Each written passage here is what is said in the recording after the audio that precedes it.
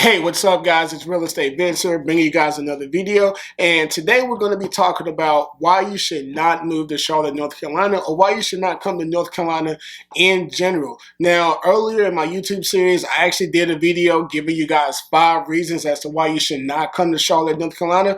But if you watch that video, you will see that it was kind of a play on words, and it was more of a jovial type video. And there were actually good reasons as to why you should, why you would like coming to Charlotte should you choose to move here.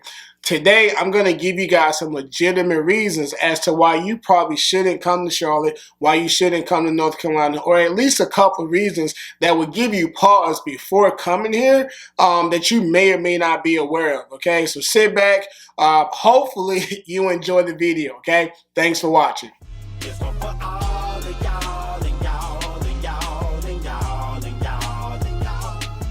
Hey guys, so just to hop right into it, the first thing that we're going to talk about is the politics here in North Carolina. Now, for the most part, the politics are actually split down the middle. However, depending on what part of the state that you live in will kind of determine whether or not it's more blue or more red. Now, if you're in an area sort of like Charlotte or Mecklenburg County, or if you're in the Raleigh-Durham area, if you're in the Greensboro, the Winston-Salem area, you're going to get a lot of blue. But if you kind of go anywhere outside of those areas, you know, where it's more trees and there's more roads than it is buildings, you're going to get a lot of red. Okay, now for some of you that may be a good thing. All right, but when you get outside of the metropolitan areas, you're going to see a lot of your Confederate flags. You're going to see a lot of your "Don't Tread on Me." You're going to see a lot of your Trump 2020, your Trump 2024 type of things. I've been to a few places, maybe an hour and a half away from Charlotte. I've seen a few houses where they have the entire house just decked out in Confederate flags. I've seen some houses where if the windows are broken, the windows are busted out, and they're using Confederate flags, or they're using the "Don't Tread on Me" flags to kind of like cover up their windows because they don't actually have windows. Okay, now that doesn't mean that it's not in the metropolitan area as well.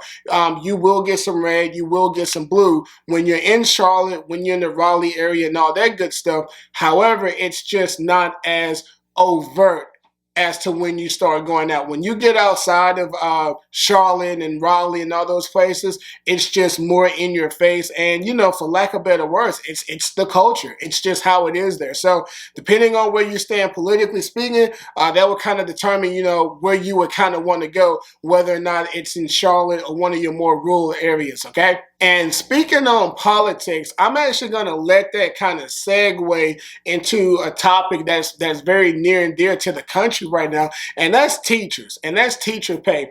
If you're a teacher and you're watching this video, look, I'm just going to tell you straight up, you may not want to move to Charlotte. You may not want to move to North Carolina at all, because teachers just simply do not get the respect that they deserve when it comes from, you know, the state of North Carolina, and the pay is just atrocious, okay? So there's a couple of posts that have been going around on Facebook lately, and I'll put the screenshot in my video, and feel free to go search these posts on Facebook so you can read what some of these teachers are saying. But earlier this year, I was talking to a teacher friend of mine, and I found out that if you take a day off from class, I think teachers are only allowed 2 personal days as is. But if you take a personal day and students are actually in class that day, you actually get $50 docked from your salary that goes towards the substitute. And right now, there's a substitute shortage in North Carolina. So if there's no substitute and there's a teacher who may be at school that day, but she's not scheduled to work whatever period, they will get that teacher to cover for the teacher that's out, and she won't get any additional pay because technically she was scheduled to be there already. So when it comes to teachers, you guys don't get paid what you're worth. That's probably the best way I can say that, considering this is this channel is kind of, you know, G-rated and all that good stuff. So I got a lot of friends who are teachers and they're in education, and a lot of them have left in the last year or so, and they've taken on different jobs and they've taken on different careers because they just could no longer take the disrespect for what it's worth. It's just an outright disrespect by the state and local governments. Now, with that being said, I will say that there has been legislation that's been introduced to get better pay for these teachers and to get some of these archaic nuances out of the way. However, getting back to the political conversation, North Carolina right now is majority Republican, and you guys know how Republicans operate, no matter what side of the fence you're on, and they're just like, nah, we're good with it. We're okay with the stuff that we're doing here, whatnot. So if you're a teacher, unless you got another job or unless your spouse has a well-paying job, you definitely want to give it second thought before coming to North Carolina. Now, South Carolina and Virginia, I don't know exactly what they're like, but from what I've been told, they treat their teachers a lot better. So if you want to come to the Charlotte area, you can easily go across the border to Fort Mill or Rock Hill in South Carolina.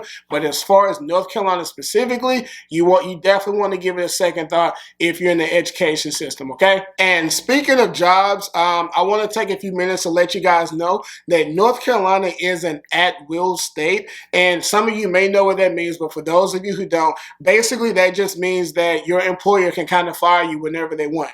Now, it's not exactly like that. It really depends on your contract. If you sign with somebody who, and there's no length of time determined how long you're going to be there, you can actually quit as well, but they can fire you whenever they want and they don't need a reason. Now, if you're on there, if you're set to be there for maybe a year or 2 years or so, it's kind of like a contract, you're good to go. But if it's just like, hey, you're an employer with Wells Fargo, they can let you go at any point for no reason. And it actually just happened here. I can't remember the name of the company, but some guy had a Zoom meeting. I'll find a link and I'll put it in the description. Some guy had a Zoom meeting and he laid off like 200 employees. And so it's a big fuss right now, but North Carolina is an at-will state. They can fire you at any point just because it's Friday, all right? Another reason why you might want to give it a second thought as far as moving to North Carolina is that you get taxed for everything. You have to pay for everything. No matter what you try to do, North Carolina will figure out how to get its money from you, okay? One of the bigger complaints that I've seen here living in Charlotte is car registration and car taxes. Now, I don't have the exact numbers on me, but wherever you're coming from, I can almost assure you that when you register your car here in North Carolina, you're going to pay a significant amount of more money when you do so. And then when you pay that car off and now that car is yours, congratulations, you now get to pay property taxes on the car in which you own. It's not fair, but it's how they operate here in North Carolina, okay? Another one, and I get a laugh out of this one. So if you live in the other 47 states outside of North Carolina and Oregon and New Jersey, this doesn't affect you whatsoever. But if you've lived in New Jersey and Oregon your entire life, I'm sorry to tell you, but you come to North Carolina, you got to pump your own gas, okay? Now, if you have a spouse or a significant other or kids, yeah, you could get them to pump your gas for you. But there's not going to be nobody in coveralls with an oily rag wiping his hands, waiting on you to pull up so that he or she can pump your gas, okay? I'm in a few Facebook groups here in Charlotte, and I've actually seen people complain because people have actually moved here from Jersey or from Oregon, and they pull up to the gas station and they just sit in the car. And then after about 15 or 20 minutes, they walk in the station like, why is nobody pumping my gas?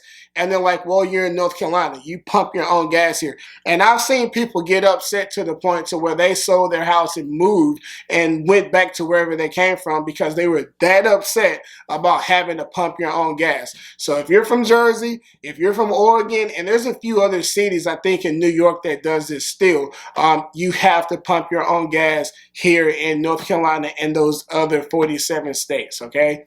Sorry. Another reason why you might want to think about or give a second thought to coming to Charlotte or North Carolina is sports betting. We are not able to gamble here in the state of North Carolina. Now, there are a few casinos. Sorry about that. There's a few casinos here in Charlotte. I think one is in Cherokee, and there's another one currently being built in Kings Mountain. You can go to those places and you can place your bets. But other than doing fantasy football or fantasy sports, you can't really place any live bets, okay? The only way to get around that is if you got a friend or a family member that's in another state where you can place a bet and just have him or her, a bookie basically, just have him or her place the bets for you. But here in North Carolina, you can't do it. I will say that there is movement trying to get trying to get sports betting legal here in North Carolina. But basically, I just keep telling myself the politicians have to figure out how are they going to profit off of it, and then us common folk will be able to do it as well, okay? But if you're into sports gambling, go to South Carolina, all right? Or if you're looking to go up North Carolina,